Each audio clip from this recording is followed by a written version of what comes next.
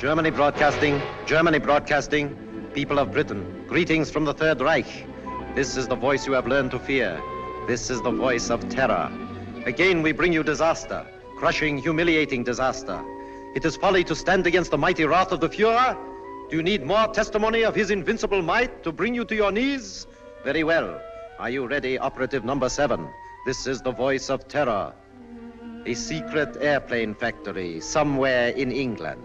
Listen, the screams of the dying can still be heard. This is the voice of terror. Are you there, people of Britain, shivering in your cellars? Listen, operative 41. The fuse is lighted. Oil to fuel your navy, to feed your tanks. There it goes up in smoke by the millions of gallons. This is the voice of terror. Do you still believe that there are secrets unknown to the Fuhrer? Listen. Tonight at 7:10, an important diplomat boarded a train at a little station outside Liverpool. Each split second is accounted for. The rails divide. The train hurtles through the air. The diplomat will make no report in London. This is the voice of terror. Englishmen, do you still await your doom in your stupid, stuffy little clubs? It will come, I promise you. Operative 23, the time is now.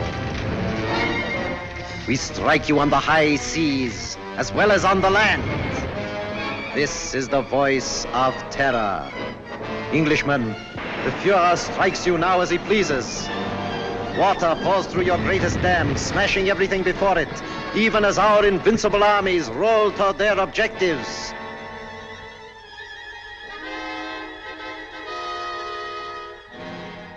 Despite the effective work done by the Intelligence Inner Council, jailing fifth columnists and saboteurs, despite their efficiency in coordinating military strategy based on information of enemy movements, they seem unable to cope with the voice of terror. Already 6 military catastrophes have occurred. The unmitigated nerve of the press. Now they're attacking us. At last the fellow to kingdom come. If only we could keep this insidious stuff off the air. I'm not sure that I agree with you. What purpose would that serve? Well, the people wouldn't have to listen to it. I've been talking to Crosby, the radio technician. If we want him jammed off the air, Crosby can do it. I've been working along other lines. I've asked Mr. Sherlock Holmes to come here. What? Sherlock Holmes? This isn't a case for a private detective, it's a matter of state. In this emergency, we should take advantage of everyone's peculiar gifts. Mr. Holmes is the most subtle and extraordinary private investigator of our time. Are you intimating that the Army and Navy intelligence plus Scotland Yard are not equal to the occasion, Sir Evan? I'm sure they're equal to any occasion. They've done a marvelous job of lining up fifth columnists, saboteurs, and keeping us informed of the enemy's movements. But the voice of terror seems to have them stumped. Sherlock Holmes may have a new approach that will solve the problem. What's happened inside these walls has always been secret. We don't want any outsiders here.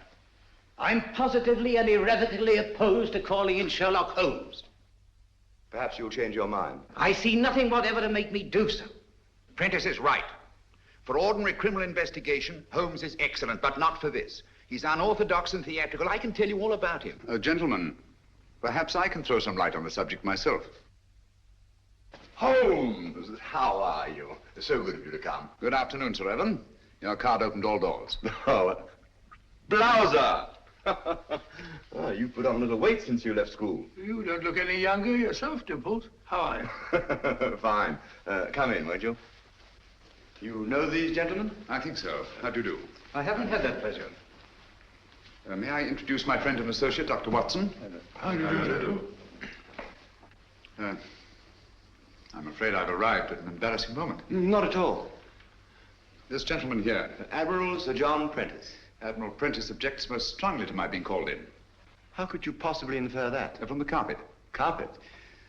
A man who rises from his chair and digs his heels sternly into the carpet is violently opposed to something, and the Admiral, being quite distressed by the criticisms of the press, would be most apt to resent my intrusion. Well, You've just arrived from Sevenoaks. yes, of course. How on earth did you know that? Oh, pardon my mentioning it, but adhering to your left boot heel is a variety of clay known only in Sevenoaks. An amazing piece of deduction. Elementary, my dear Barham. Here's a broadcast of the voice of terror.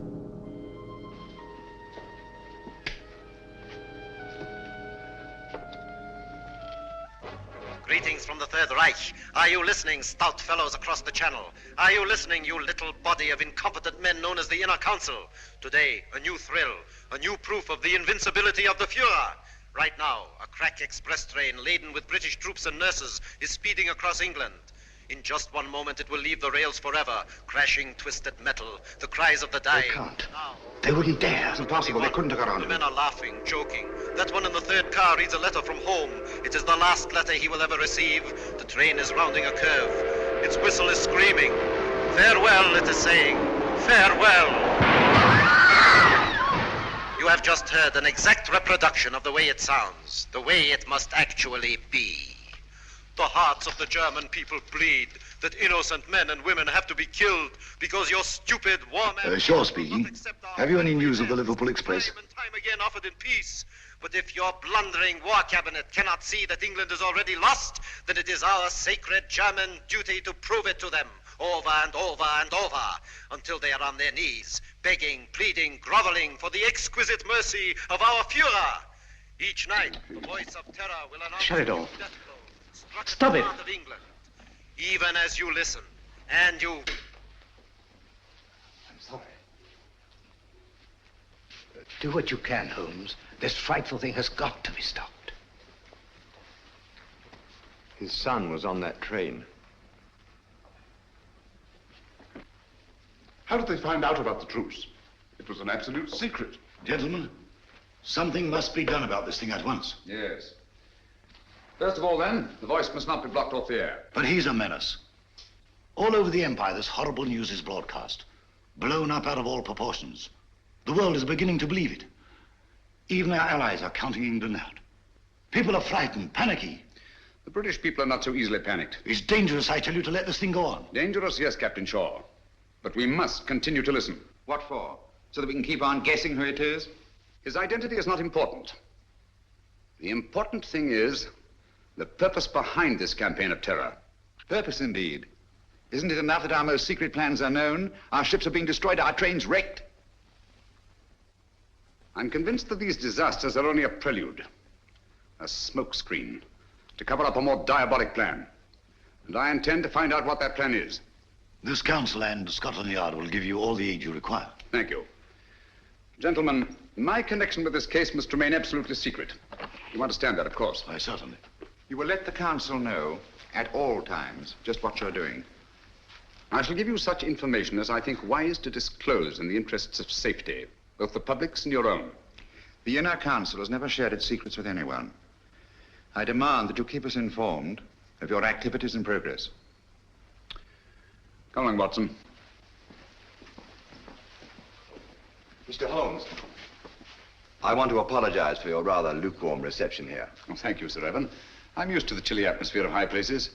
And of course, you recognize the importance of time. Quite. And results. Mr. Lloyd, I'm quite sure that Mr. Holmes can be trusted not to fail. He never has, you know. Thank you, Watson. The word is seldom. Goodbye, Sir Evan. Goodbye, sir. Goodbye, Barham. Goodbye, Watson. Shall we walk for a bit or take a taxi? I'm afraid we have no choice. Huh? You know, Watson, I have a feeling that when we go out of that door, a girl will be waiting. A girl? What do you mean? A young lady whom neither of us has ever seen before will come forward to greet us. Holmes, now you're pulling my leg again.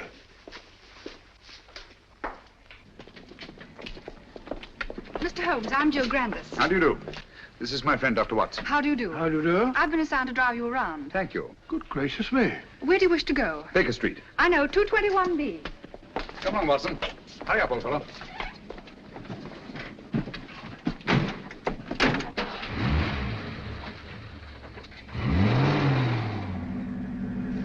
Holmes, the girl waiting. What an extraordinary thing.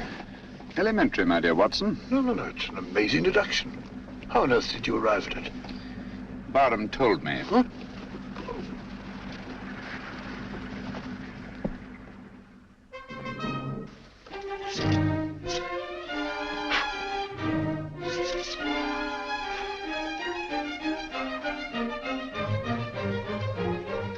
Oh, don't you worry, Mrs. Hudson. Just giving her a bit of a clean. Now we're on a case again. The joints are a bit rusty, like mine, you know. Is he back in a case again? Case? The greatest case of our career. Oh, mercy, it always is.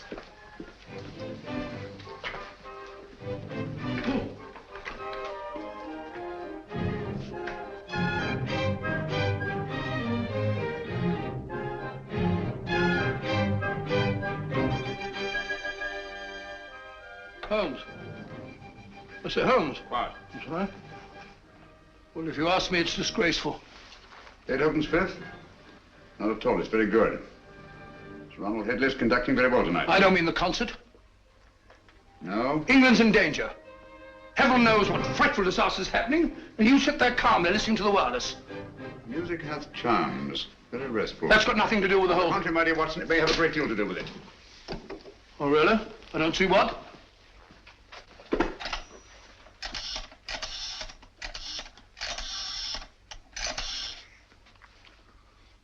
BBC request station. This is Sherlock Holmes. I understand you play recordings. Would you mind playing Beethoven's Fifth, conducted by Sir Ronald Headley? Thank you very much. But you just heard it. I like it. Huh?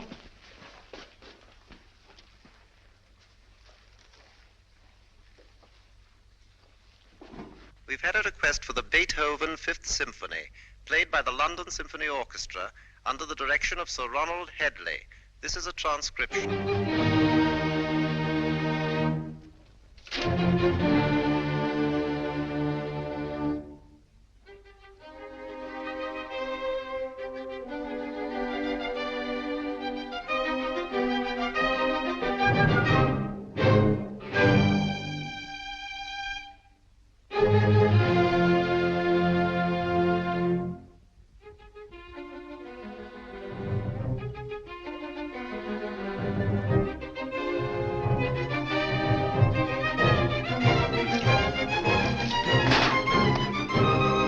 What's all that about?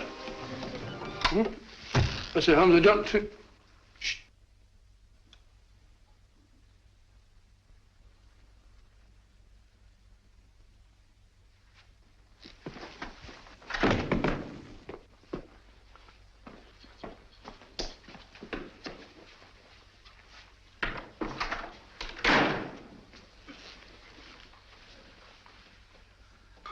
Mr. Holmes. Yes, Gavin? Christopher. Dead? Yes. It's been driven in with a lot of force. Watson, this is a warning. Warning? How do you know? I had sent for Gavin to get certain information, which you must have found there in the dark and sinister alleys of Limehouse. He came with his message, which someone doesn't want me to hear, someone determined and dangerous. What's the good of a warning of danger? You learn from what or from whom? That we shall have to discover. This knife was thrown by the tip, from a distance of about 50 feet, by a man about 5'10". Steady, Holmes. Elementary. No fingerprints. But the distance and the man's height. The angle of entry. And the force with which he penetrated the victim. But Holmes, what do you suppose he meant when he said Christopher? We must find out at once. Come on, Watson. Huh?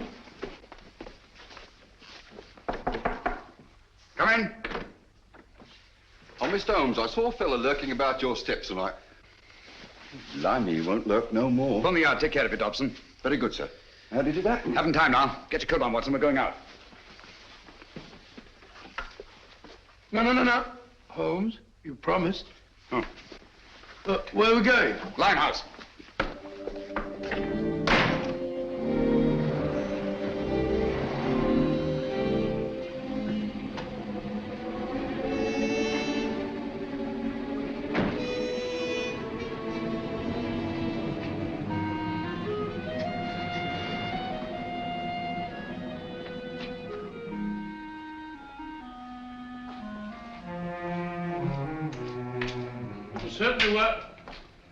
Certainly wise of you to let Miss Grandis go. This is no place for girl or anyone else. Yet there seem to be people about.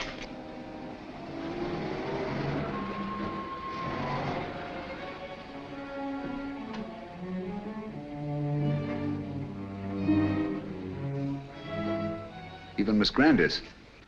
If I'm not mistaken, she's keeping an eye on us. You're Mr. Sherlock Holmes, ain't you? Yes. I wouldn't come down here if I was you. This is Limehouse, and we don't fancy your sort of bloke in these parts. The fellow's absolutely right. Hadn't we better Quiet, Watson. This is still a free country. A man may walk where he pleases. And live to regret it. Live, yes. Regret it, I think not. Step back. Come on, Watson. Unfriendly, what? Speak a break.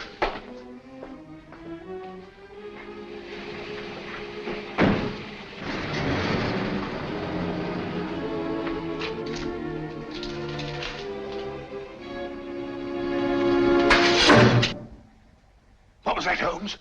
It's all right, quiet. I can't see a thing. Luckily for us, neither can they.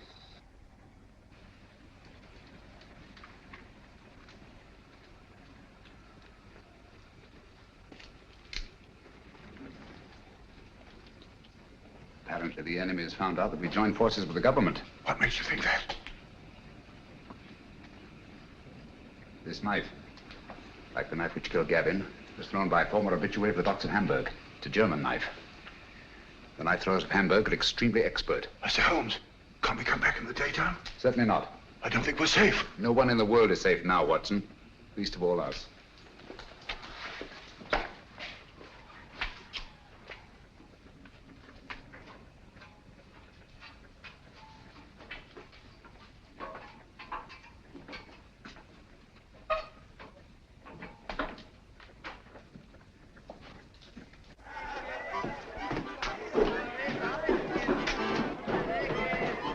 What is it, Freddy?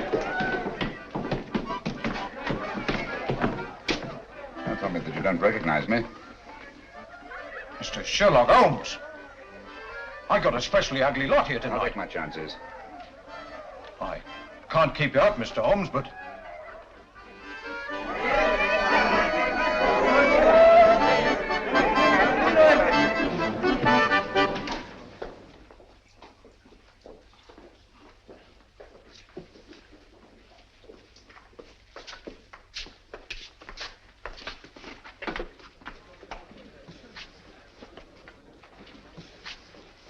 Where's the girl, Kitty? Gavin's sweetheart. His wife. Can you get her? It's urgent. Try. Holmes, I don't think I like this place much.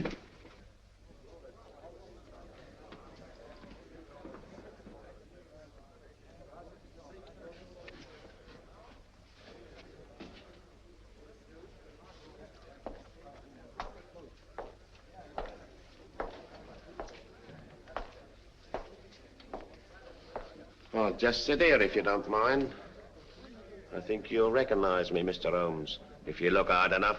Camberwell. You've got a long memory. Like me. Tarleton murder, 1932. Of course, I sent you up. Mr. Holmes, don't you think we better be... Stow your gab. For 10 long years, I've been sitting down there in Dartmoor, For the old 10 years, one thing's been preying on my mind. Only one? Just one. Someday I'll be getting out of here, I kept saying to myself. And when I do, someday I'm going to come face to face with Mr. Sherlock Holmes. Now you are. And now I am. Just who was it told you it was me who slit the throat of that swine Tarleton? I want an answer. You told me. Me? On the windowsill, you left 4 infinitesimal pieces of ash from a particularly revolting kind of tobacco that you were known to use. The knife blade was sharpened by a left-handed man. You signed your name to the crime. So that's what? Exactly. Very careless. Careless. It's criminal, I calls it. I ought to be shot. Perhaps someday you will be. You can put your revolver away now, Watson. Well, Holmes, you never know.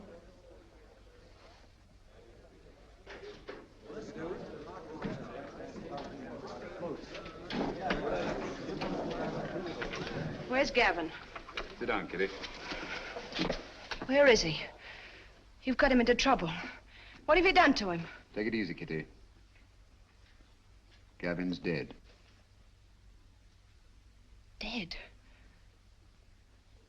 Oh, it ain't possible. Well, I was with him only 2 hours ago.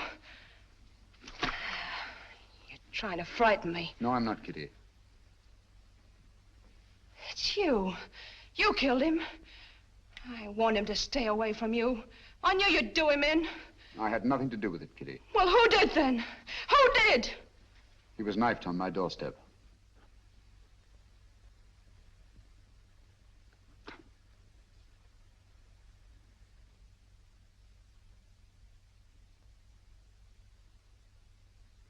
I'm sorry. I'm deeply in his debt.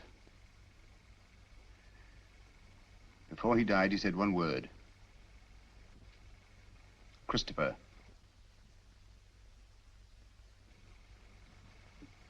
You know what it means? I've got to know. What's that to me? You want to avenge Gavin's death, don't you? I don't want nothing to do with it. Nor with you. I never had any dealings with the police, and I won't start now. I'm not asking this for myself. Our country, England, is at stake. Gavin was killed not by his own enemies, nor even mine, but by the enemies of England. So that's it. Yes, Kitty. The Nazis killed him. Help me to find out what Christopher means, and I promise the man who murdered Gavin shall pay for it. Think, Kitty. The cutthroats of the world menace us all. You can help stop this savagery. Yes, you, Kitty. It would take the police weeks, months perhaps, to find out a certain piece of information we must have. That's not so with you and your friends. You know every nook and corner of London. Get them to help us. We need their help. Your friends will become an army. Do you understand? Secret, invisible, and mighty. And you will be at their head, Kitty. You will be their leader.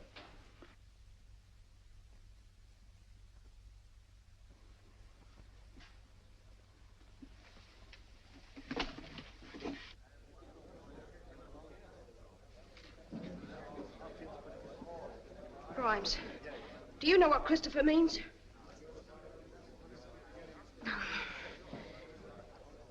Dugan, do you know?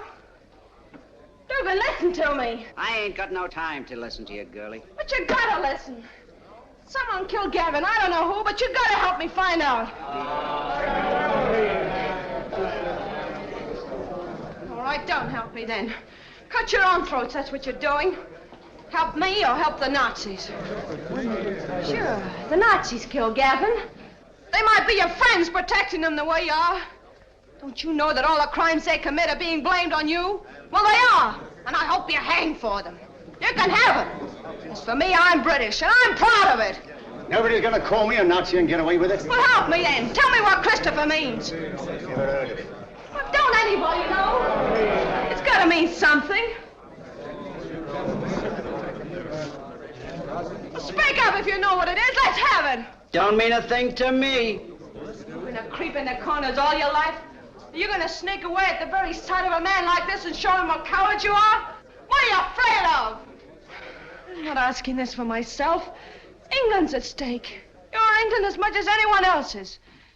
Got no time to think about whose side we're on. There's only one side, England. No matter how high or how low we are. You, and you. We're all on the same team. We've all got the same goal. Victory! Now, what do you want to know? Spread out all over London. But find out what Christopher means. We'll find out. No fear about that. Thank you, Kitty. Well done, my dear. Shaw speaking. Yes, Miss Grandis. That checks with my report. No, Miss Grandis. Sir Evan hasn't arrived yet. Yes, thank you. Miss Grandis reports that Holmes spent some time at the Air Ministry today. That checks with my information. Last night a murder and a session in Limehouse. I wonder what the fellow... He's here now. I don't think I need to report on my activities, gentlemen. You must be fairly well informed. We have our methods, Holmes. It only remains for you to show what's been accomplished. All in good time, Mr. Lloyd. Good evening, gentlemen. Good evening, Sir Evan. What's the matter? You look pale. Oh, it's nothing. Barham, your hand.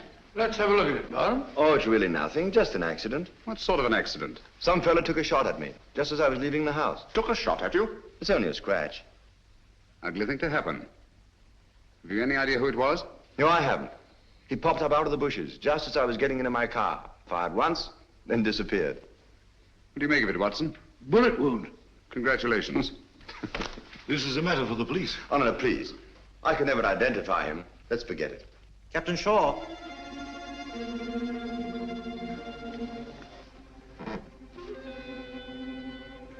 People of Britain, greetings. Is it shock you need? Very well. We Nazis can produce them till Britain's proud head is in the dust where it belongs. People of London, look out of your windows. You will see your promised disaster written across the skies. Lawford, turn out the lights, please. Look to the East India docks. Are you alert, number 20? Look, Britain, look, and wonder, and despair. We Nazis keep our promises. There's a terrible fire in East End. Concentration of men and supplies. American bombers, tanks, gone. Destroyed utterly. The flames are mounting, higher and higher and higher. Now the glare must be visible even to the short-sighted leaders of your bewildered government. Mark well the towering fires. They consume your new planes from America, your meager store of tanks, your puny munitions, and your food. Planes that were your only defense against our all-powerful Luftwaffe. Tanks and munitions that you prayed would hold against the magnificent 50-ton German land monsters, which will soon be crashing through your very houses. Food. Desperately needed morsels you...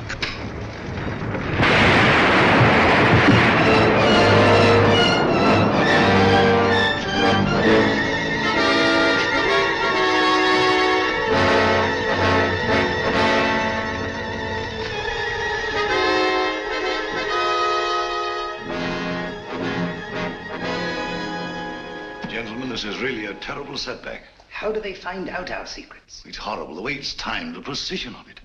It's not so precise. Almost precise. What do you mean? I should call it exact. No. The fires actually broke out sometime before the voice called to his operative in London. Joe, that's true. And last time, the train disaster. Captain Shaw was on the telephone immediately, and Scotland Yard knew all about it. The derailment must have occurred at least 10 minutes earlier. That's certainly possible. Even so, what of it? No mystery, nothing supernatural, just split-second planning, that's all. Days, perhaps weeks in advance. Very well figured out, Holmes. It gets us a step forward. Now, gentlemen, let's take a step even further. I have charted here the tonal differences between actual and transcribed broadcasts. Using this test, I'm convinced that the voice of terror is undoubtedly recorded and played from a record. What does that prove? It proves that the voice of terror, the man himself, is not in Germany. He's here, in England. Oh, that's impossible. What are you telling us, Holmes? It can't be. Our technicians insist the broadcast originated in Zeisberg. And so they do, from recordings flown to Zeisberg. It's impossible, Holmes. You can't expect anyone to believe that. It can't be done. Thanks to the Royal Air Force, I have some rather curious information. At irregular intervals, 6 Nazi bombing planes come over and drop their deadly cargoes on non-military objectives. A meadow or a sheepfold. That's nonsense. The Nazis aren't fools. They don't waste ammunition. Of course not. Then what's the purpose? To divert attention from the fact that a single plane breaks formation each time and disappears. But why? Gentlemen, that lone plane picks up plans, maps, secret military information, and the voice of terror's timed and recorded speech and flies them to Germany. I can hardly believe it. Sensational, if true. It's incredible. Fantastic. Mr. Holmes, Yes? there's a person outside asking... A lady? Ask her to come in. Excuse me, gentlemen.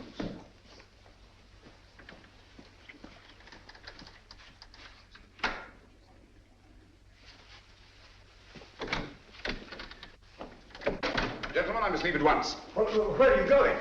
That must remain a secret, even from this council. I object to this, Mr. Holmes. You're here against my wishes. Since you are here, I demand to know what's being done. As I've already told you, Mr. Lloyd, I shall report to this council at the proper time. And so, gentlemen, until we meet again, as I hope we will, take no unnecessary risks. We're all in grave danger. Come along, Watson. Coming.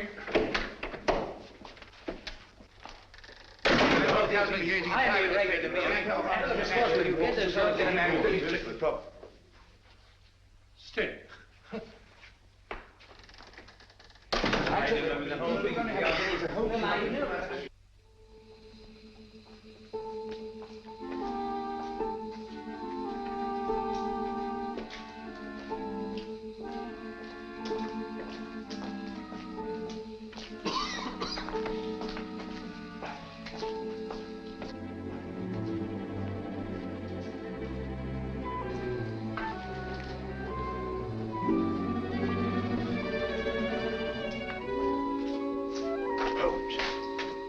We're being followed. Yes, I know. It's Lloyd. Lloyd? How do you know? He's so obvious about it.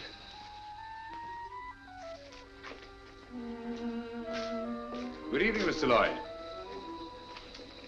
You going our way? I intend to find out what you're doing. Even to the point of following me?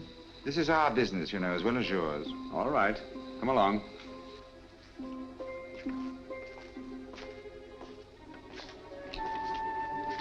This is the place. Seems deserted. It's been deserted for years. Not very securely locked. Fortunate, isn't it?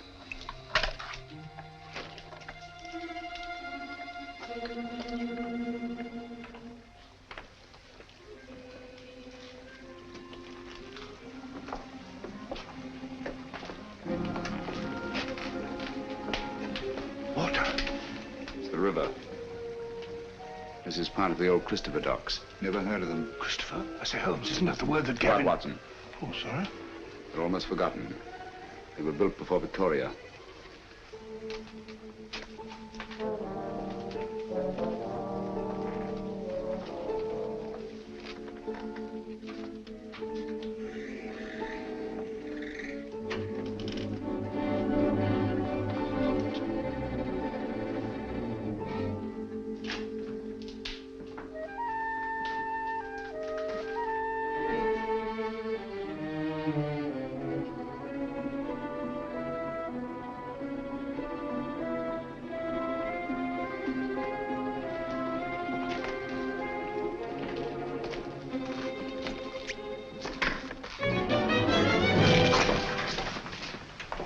Red.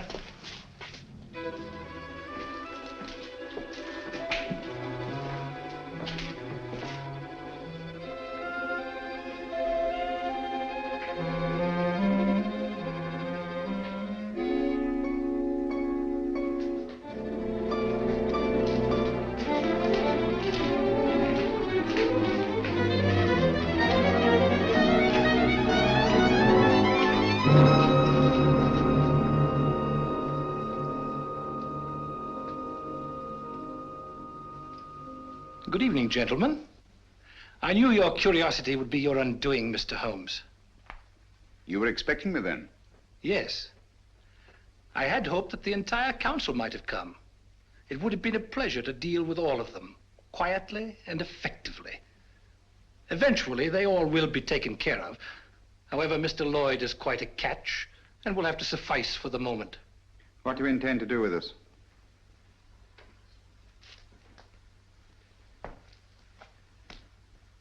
Were it not that time is so pressing, we might first put you on trial. On trial for what? Crimes against the Third Reich. Misguided efforts to wreck our inevitable victory.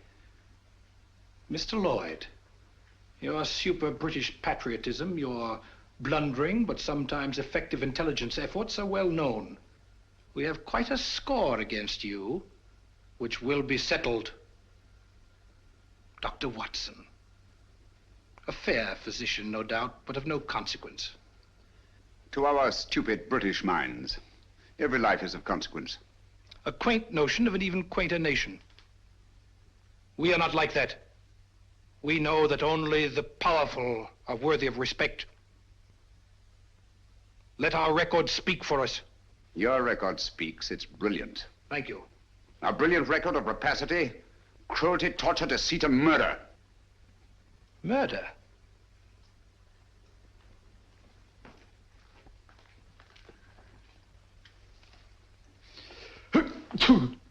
Gesundheit. Thank you. Cold? It is a little chilly in here. I'm sorry you're uncomfortable. My discomfort is of no consequence. Your false courage is not impressive, Mr. Holmes. Of course you realize that you and your friends are going to die? As all men must, sooner or later. Not later. Now. Good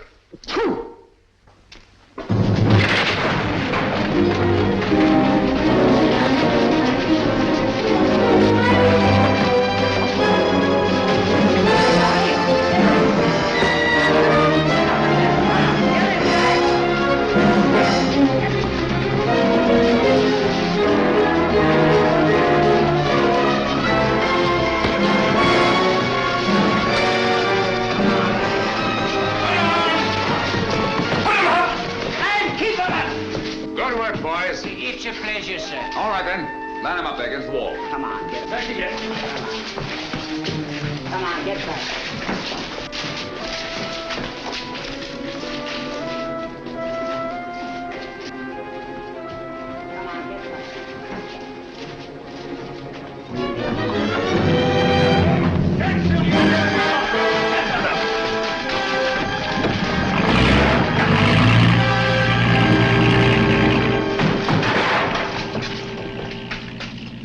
He got away. Oh, most unfortunate. I blame myself severely. I should think you might, Holmes. If you hadn't been so stupidly mysterious, allowed Scotland Yard to give you adequate protection, the man would never have escaped. No, he never would. Most regrettable. But Gesundheit.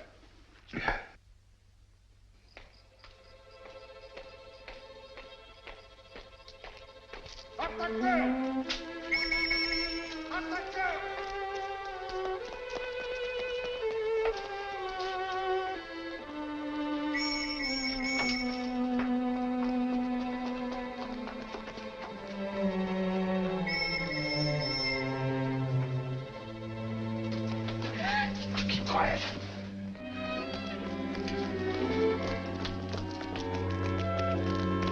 Hands off, you fool! Do you want to bring the whole force in here?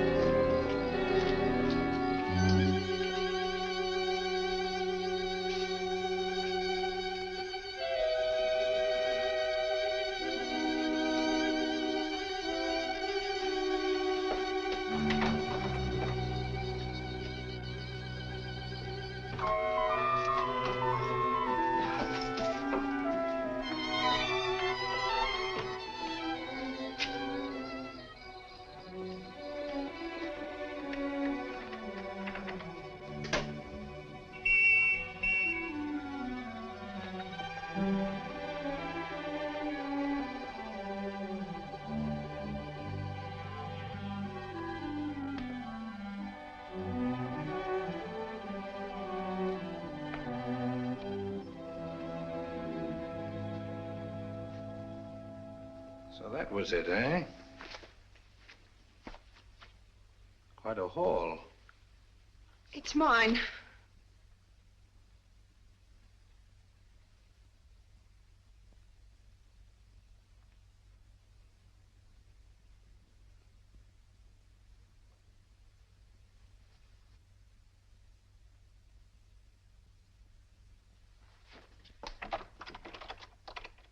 ahead. Your friends, the police, are undoubtedly still out there.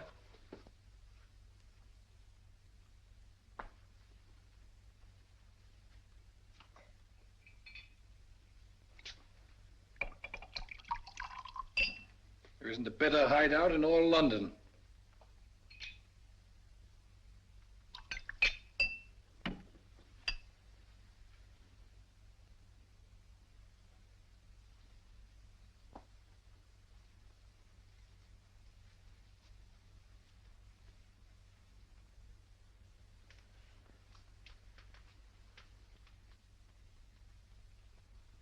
This will quiet your nerves.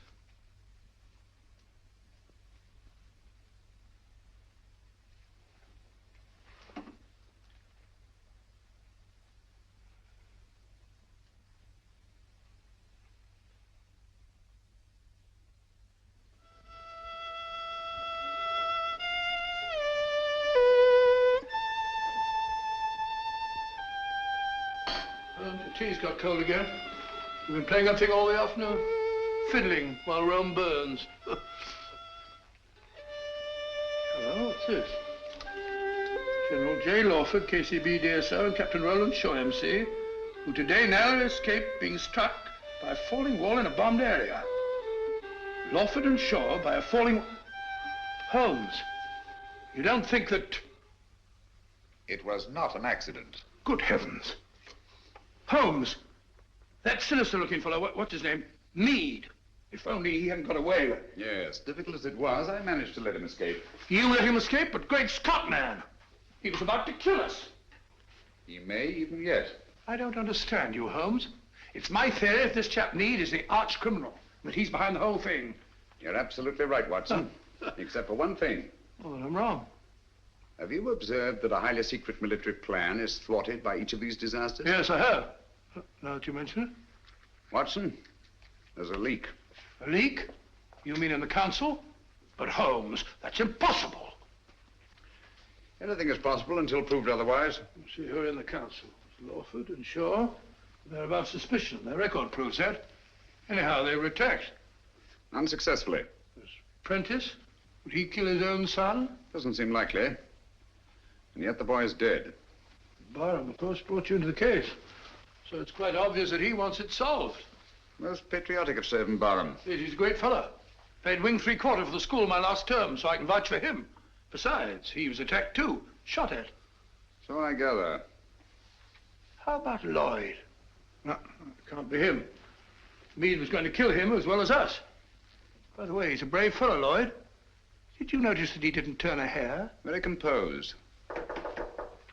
Come in. Mr. Holmes? Yes, Kitty? I think now we'll be able to get some information from Mr. Meade. Your plan worked like a charm. I knew you could do it. Oh, it's not so hard once your mind's made up. And mine is. You'll be careful. She better be. She's mixed up with that fellow. Oh, I'll be careful, all right. But I'm going through with this. Good girl. I heard him talking on the phone today. Yes? He said, I'll take care of that little Seven Oaks matter at 11 tonight. Seven Oaks? Isn't that where... Barham has a country place. Watson, there's not a moment to lose. If I find out that Meade did kill Gavin, I'll... If so, he'll be punished. I warned you no one was safe with that fellow at large. Now he's after Barham. Yes, I only hope we're in time. Come along, Kitty. I'll get you a taxi. Thank you, Mr. Holmes.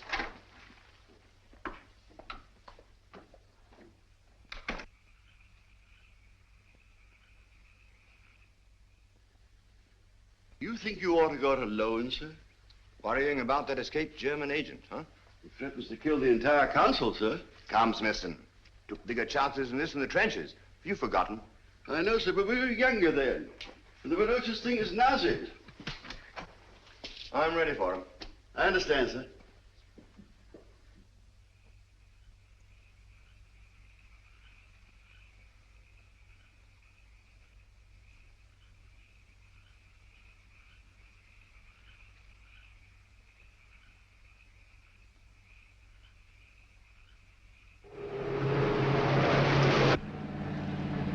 You've driven Sir Evan down here before, of course, Miss Grandis. Quite often. He comes down whenever he can. He's a local air raid warden, you know. Likes to get away from the excitement occasionally, eh? Yes. It's so very quiet here. Quiet and remote. away from everyone.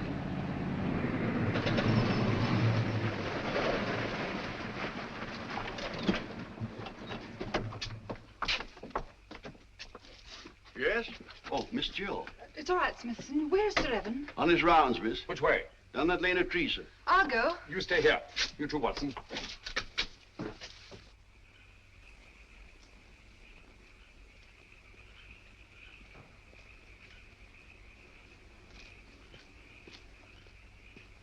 Hello there, Bottom.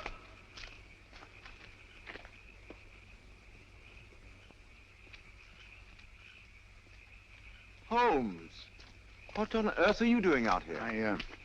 I've been worried about you. Yes? That fellow Meade appears to be in the neighborhood. Do you mind if I go along with you? I'd feel better about it. Not at all. I'd appreciate the company. You know, it gets quite lonesome, especially on a night like this. By the way, do you feel you're getting any nearer a solution of this terrible business? Yes, the end is in sight. Really? Well, would you mind telling me? Listen. Air raid sirens. Yes. Coming our way. Yes. Well, I don't seem to hear any planes. Wait a minute. I can. Look, there's one. She's coming right over.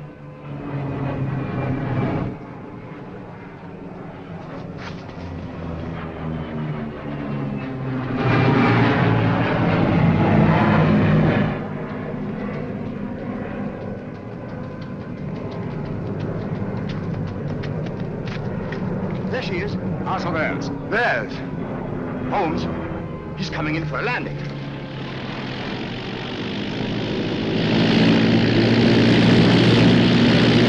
The swine. That's a pickup plane. The voice must be here, close by. Then we've got him. Bottom! Be careful!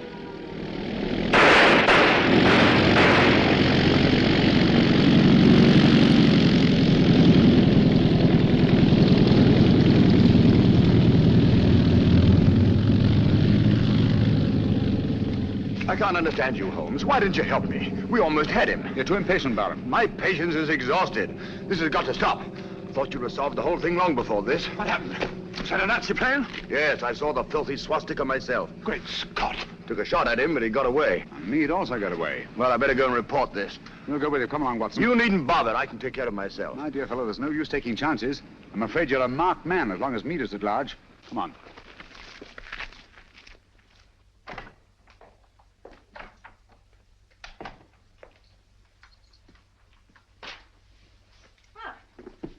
You're a fine one, leaving me alone half the night. Do you think I like it?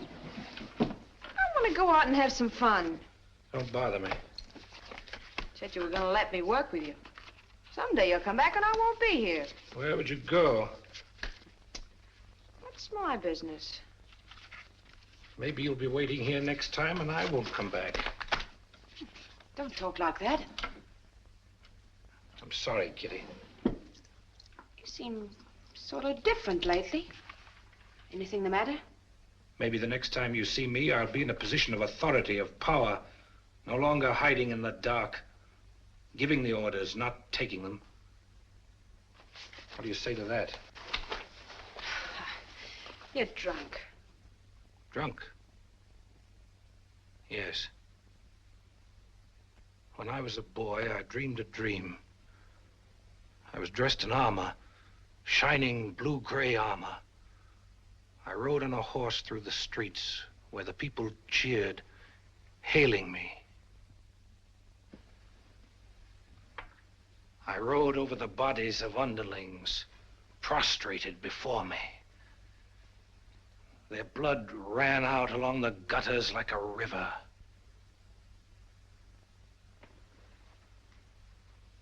What if this was no dream?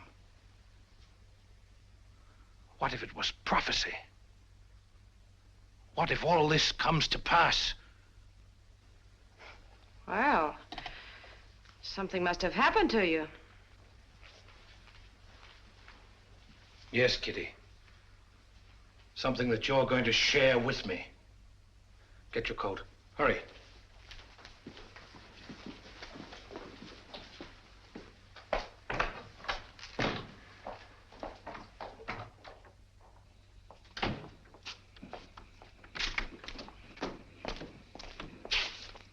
Right, you. Got plenty of petrol? Enough. Start driving.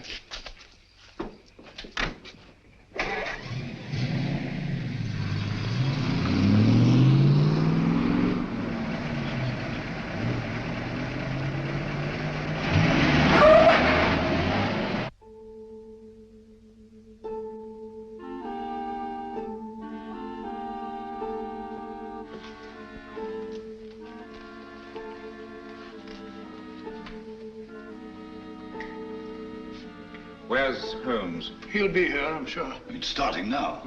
Here he is. You're almost late. I had to go to Downing Street.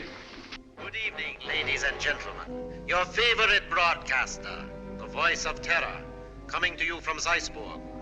Tonight I have something special for you. Where are you weakest, you weakening people of Britain? Consider well. Is it lack of food? Is it your stodgy leadership? Faulty ammunition? Scarcity of shipping? Lack of raw materials? Do you know that despite all your great efforts, your coasts are inadequately defended? Especially one coast. And there we shall strike. Swiftly, terribly. Tomorrow at sunrise. In a special broadcast at that time, I shall describe the carnage. Turn it off.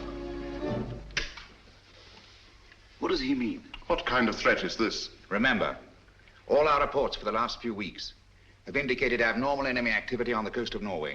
That means an attack in force on our northeast coast. Then that's where we must concentrate all our forces, immediately. They'll never bring it off now that we know. This time the voice is boasting.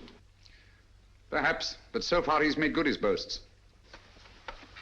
What have you done to stop it? Shilly-shallying about while these crimes continue? This is the last straw. We must prevent this all-out attack at any cost. Sir Evan's right.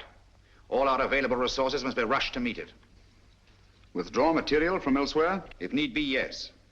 This calls for action, and lots of it. There's something curious about this broadcast. He said tomorrow. Always before, it was now. I wonder what it means. There's no time for wonder at this point. Mr. Holmes, your methods have got us nowhere. The situation demanded action and got none. Mr. Lloyd, I think I know when action should be taken. Nevertheless, we take charge now. This is a crisis you can't hope to deal with. A man to see you, Mr. Bring him in. Yes, sir. Mr. Holmes, sir. Last night I trailed Kitty and the fellow Mead. Yes? They went to a place near a bomb village on the coast, sir. North? No, sir, south. South? Why didn't you come sooner? Motor trouble, sir. Just got back. All right, it can't be helped. Stand by until we need you. What? So, it's on the southern coast the drama's to be played. The fox is out of his hole at last. Meade has led us to the voice of terror. Gentlemen, we must set out at once. Are you mad? What sort of a wild goose chase are you suggesting? It's ridiculous. It's time to put a stop to this. Barham speaking. Yes, of course. We've been ordered to accompany Mr. Holmes.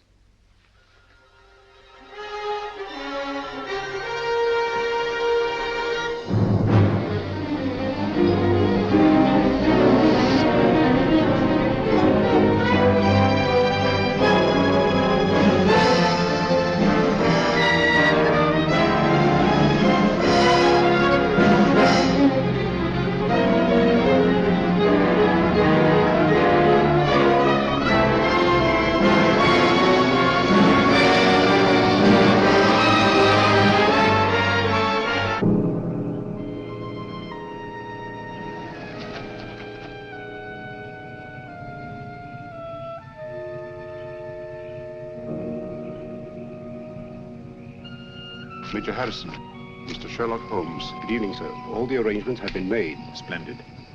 And that church up there? Yes, sir. All right. Let's go, gentlemen.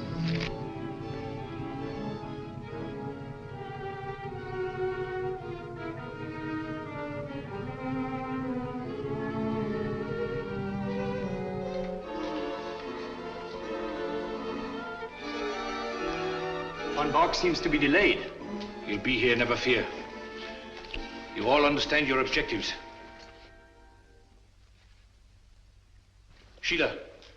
Sheila! Yes, sir.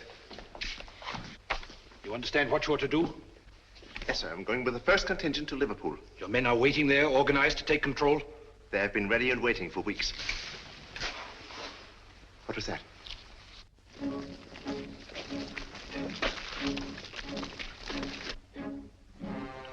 When the world is changing, it is natural to be on edge. Merely owls or perhaps wood rats? No, it sounded like... Sheila. Yes, sir. Wall. City of Croydon and Croydon Airport. All is prepared. You go. Birmingham, where I used to slave in the factories, but not anymore. The day has come at last.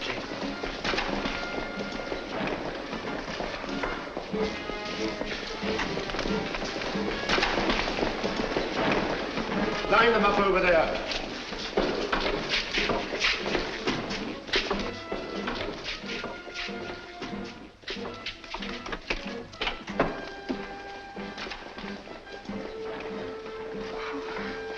Mr. Holmes. Oh, I was afraid you'd be too late. I'm glad you're safe, Kitty. Come along, sit down.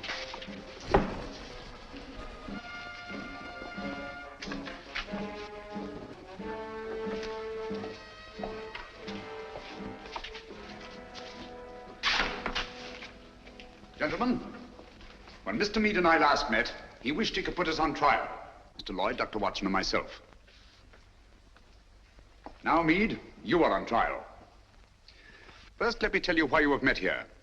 The vague but canny threat against our northeastern coast was a blind. Your group was congregated here to receive an invasion army proceeding across the channel. What? Invasion? All those men rushed for defenses of the north? I can't believe it. It sounds impossible. Sit down for a moment. It seems absurd. At the head of this mighty force, the picked and chosen, the faithful were to proceed to various centers of our country and take up positions of authority. And we shall. Do you understand that? Unfortunately for you, that is not to be. We're held, yes. But the invasion will proceed without us. What else is there doing? Why we are helpless here? Please be patient. You called me in on this case to identify and to silence the voice of terror and to circumvent the unknown plan behind it. That undertaking is still in progress. But we are rapidly drawing to a conclusion.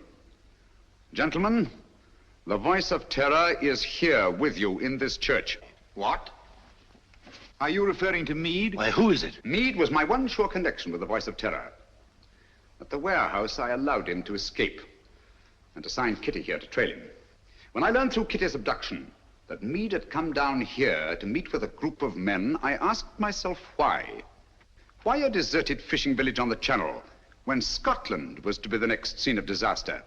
And why was it necessary to withdraw great stores of ordnance and material for the protection of Scotland? It was a ruse, gentlemen, to leave this coast unprotected. A ruse devised by the voice of terror. I knew quite early, of course, that the voice was a member of your august body. You dare to insinuate that one of us... If this is meant to be humor, it's very ill timed. German agents knew I was on the case the very night I was called in. How did they know this secret? One of your counsel informed them. There were attempts made on the lives of all of us. But the attempt made on the life of one of your members was entirely unsubstantiated, resting on his word alone. One member whom I went to the country ostensibly to protect, actually to surprise. This member fired on the Nazi pickup plane, not in rage as he pretended, but to warn and frighten it away.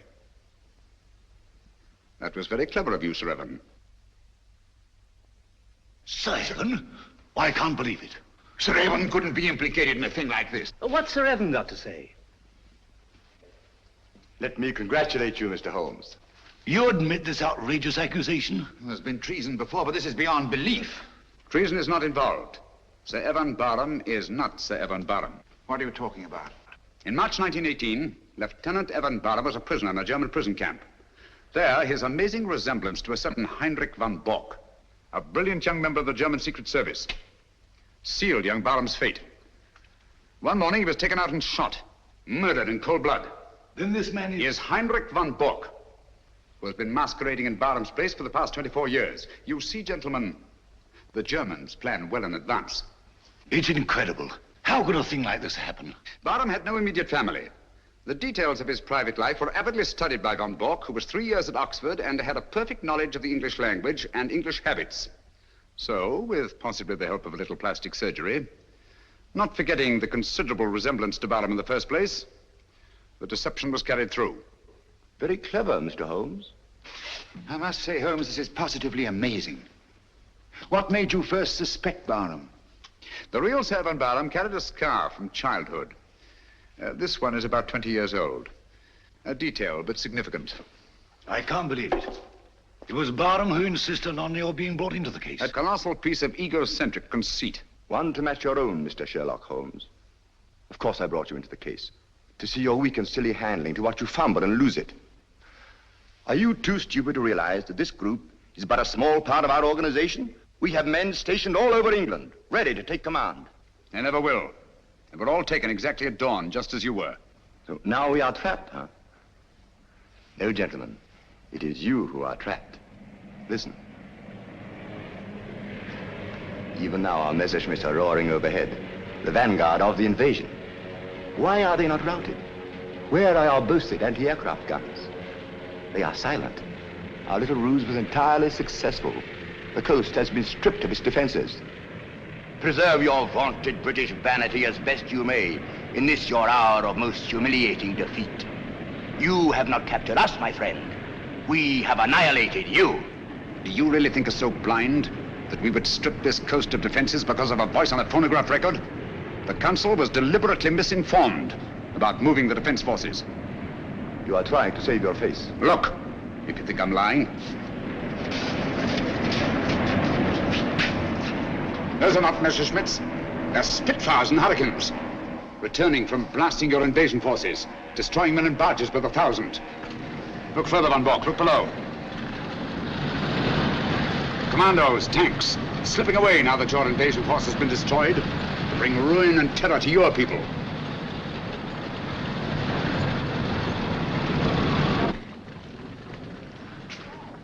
I wonder if there's anything on the wireless about this.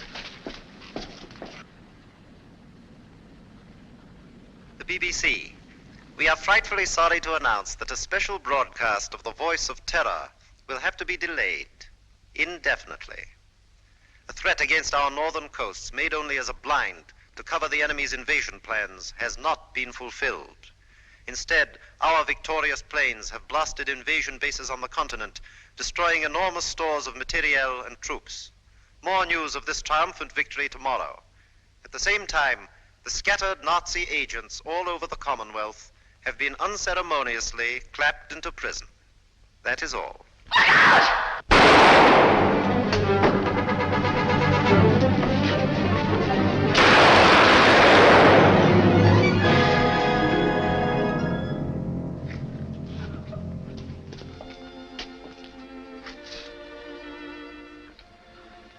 This girl merits our deepest gratitude.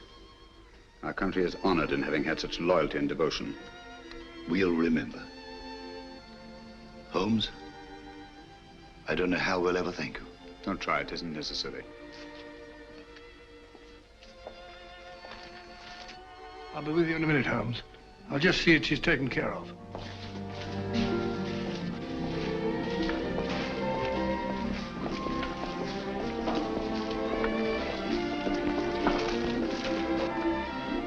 I always did think that chap was an imposter. Barham was a good fellow. Played wing three-quarter for the school.